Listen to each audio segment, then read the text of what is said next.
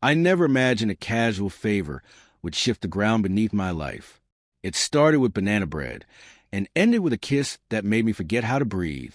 Tuesday afternoons had a way of stretching long in my quiet little house in upstate New York.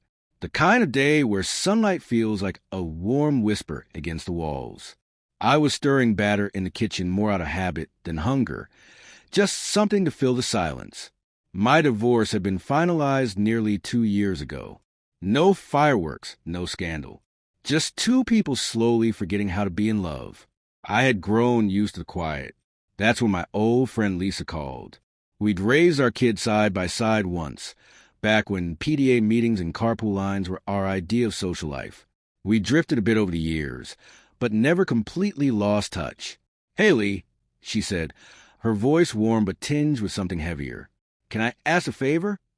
Her son, Drew, had just come back from a volunteer stint abroad. A year in Cambodia teaching English or something noble like that.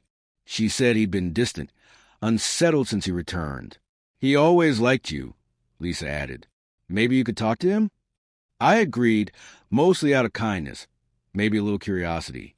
I remembered Drew as a lanky kid who used to chase fireflies with my son Caleb in our backyard. His laugh used to ring through summer nights like wind chimes. When he knocked on my door later that week, I almost didn't recognize him. He was taller, broader now.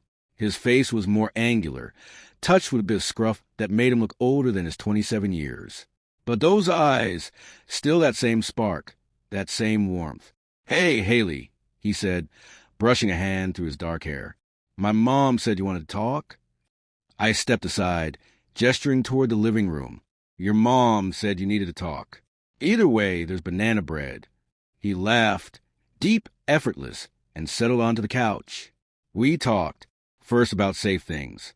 Memories, books, music, the year he spent abroad. But slowly the tone shifted.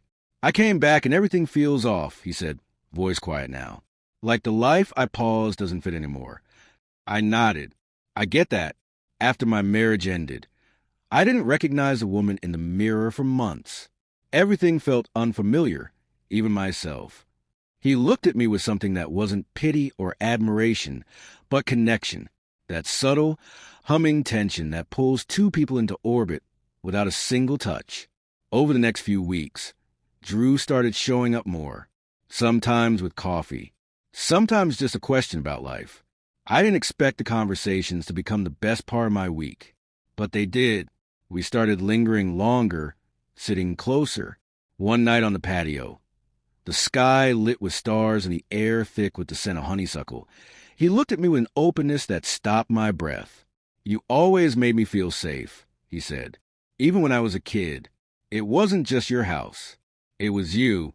I stared into his eyes and felt something stir inside me that I thought had been buried for good, but I didn't act on it. Not then. Still, everything changed. The next time he came over, I caught myself smoothing my hair before answering the door. I told myself it was silly. But when he smiled and his eyes lingered a second longer than necessary, I felt warmth crawl across my skin. Then came the night it rained. He showed up soaked and laughing, water dripping from his jacket as I handed him a towel.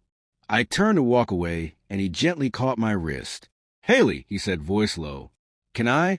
I nodded before I even knew what he was asking. His kiss wasn't rushed. It was tender, patient, reverent, and I felt seen for the first time in years. What followed was a blur of mornings that felt softer, nights that didn't ache with loneliness. He left notes on my kitchen counter. "Best coffee I've had in a year. You talk in your sleep? It's adorable." They weren't grand, but I'd kept them all, like tiny pieces of proof. We were careful. No one knew. Not Lisa. Not Caleb. But in the quiet hours, it felt like we weren't hiding. It felt like we were simply living in a world we built for ourselves. One weekend, we snuck away to a bed and breakfast a few towns over. The place was old, ivy-covered, with creaky floors and lace curtains. We spent 2 days in a quiet bubble, walking trails, reading side by side in bed, laughing over long breakfasts. It wasn't just physical. It was emotional, intimate, healing. Drew asked me about the dreams I had before I became someone's wife, someone's mother. And I asked him about what scared him most now that he was back. We weren't just falling, we were building. But real life was waiting. Lisa invited me to a casual family dinner. Caleb would be there. So would Drew. When I walked into her house that Friday night, it felt like I had entered a parallel life. Drew was across the room laughing, casual, composed. But when our eyes met, just for a second, it was like everything else faded. We played our roles well. I brought banana bread. I laughed at the right moments. But the entire night I was waiting, hoping, hurting. Later, I stepped outside for air. The patio lights were glowing softly above me when I heard his steps behind me. "You okay?" he asked. I'm not used to pretending. I whispered, "Me either." I turned to face him. "This can't be just an escape, Drew. It has to be real, or it ends." "It is real," he said. "I wouldn't be here if it wasn't." His eyes didn't flinch. He didn't try to soothe me with charm. He simply stood there in the silence, holding space for the fear and the truth. I saw him differently then, not just as Lisa's son, not just as a younger man, but as someone who saw me, not the idea of me, but the real thing. That weekend, I couldn't stay away. I parked 2 blocks from Lisa's house, waited until she left, and Drew opened the door like he'd been waiting hours just to see my face. That day we barely spoke, just touched. Everything soft, everything sure.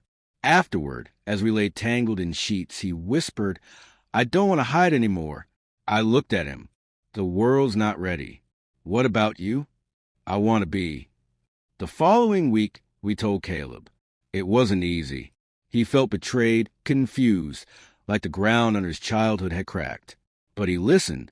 And more than that, he didn't walk away. He said, "You're allowed to be happy." That felt like hope. Lisa was next. And that, well, that's a story for another day. But even through her shock and hurt, even through the storm of friendship and motherhood and cross boundaries, she saw it in his eyes too, that it wasn't about age, or mistakes, or timing. It was about finding something honest, something neither of us had dared to want, but somehow, impossibly, found anyway.